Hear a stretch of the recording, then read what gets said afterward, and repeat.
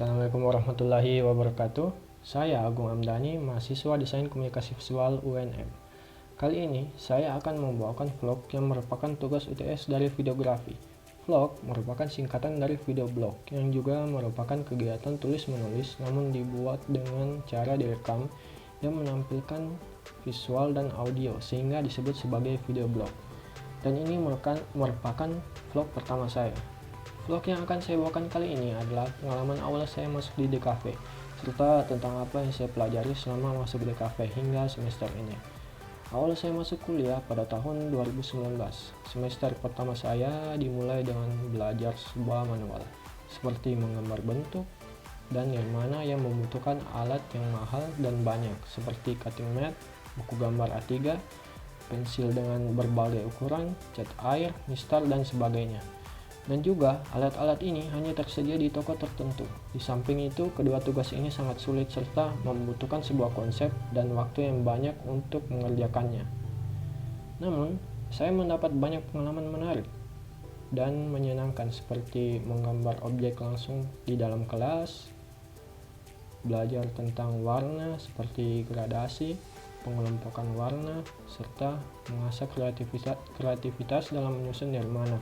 Ada juga tugas yang mengharuskan mahasiswa untuk mencari informasi seputar UKM, entitas, logo, desain, kemasan yang membuat kita harus berkeliling mencari informasi di masyarakat untuk sebuah riset tertentu. Hal ini sangat sulit, terutama untuk saya yang baru pertama kali ke Kota Makassar waktu itu. Namun, setiap tugas tersebut memang sangat sulit, tapi begitu banyak hal yang bermanfaat bagi saya dari setiap mata kuliah di kafe ini. Untuk hal itu, saya membaginya menjadi 3 poin, yaitu desain, komunikasi, dan visual, yang dimana saling berkaitan satu sama lain. Berikut adalah pengertian DKV menurut Wikipedia.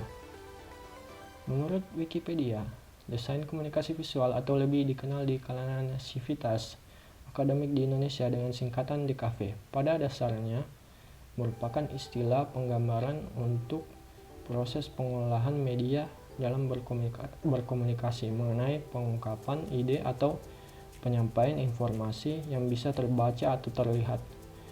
Desain komunikasi visual erat kaitannya dengan penggunaan tanda-tanda atau signs, gambar atau drawing, lambang dan simbol, ilmu dalam penulisan huruf, tipografi, ilustrasi, dan warna yang kesemuanya berkaitan dengan indera penglihatan.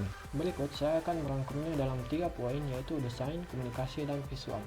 Pertama adalah desain. Desain dapat diartikan sebagai sebuah proses dalam merancang segala hal dengan bantuan sebuah perencanaan maupun penelitian sebagai jaminan, sehingga menghasilkan objek yang kreatif yang sesuai dengan ekspektasi dan tidak asal-asalan. Hal ini saya dapatkan dari setiap tugas yang dimana perlu sebuah perencanaan dan proses untuk membuatnya, serta mempertimbangkan aspek-aspek penting, misalnya seperti merancang sebuah elemen visual yang tidak bermakna atau biasa disebut sebagai nirmana, membuat logo yang dimana perlu sebuah riset dan eksplorasi visual, desain kemasan produk, dan masih banyak lagi. Kemudian yang kedua, komunikasi. Komunikasi merupakan bagian penting yang perlu dilatih untuk makhluk sosial, dan juga merupakan sebuah perantara sebagai penghubung sesama manusia. Dengan komunikasi yang baik dan dapat menjadi bekal untuk sebuah riset yang berkaitan tentang branding, marketing, visualisasi, presentasi, dan sebagainya. Setiap mahasiswa dilatih untuk berkomunikasi, bertanya seperti wawancara, mengumpulkan informasi, entitas atau usaha, melakukan sebuah presentasi, dan penelitian. Hal ini tentu membuat sebuah informasi menjadi lebih rinci sehingga memudahkan dalam membuat sebuah proyek atau riset. Yang terakhir adalah visual.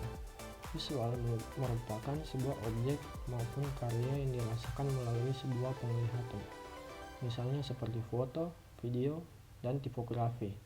Biasanya dalam membuat sebuah objek visual secara keseluruhan terdiri dari beberapa susunan elemen untuk membentuk visual yang baik, seperti objek, warna, pencahayaan, kontras, komposisi, angle, background, dan pesan atau makna dari gambar tersebut.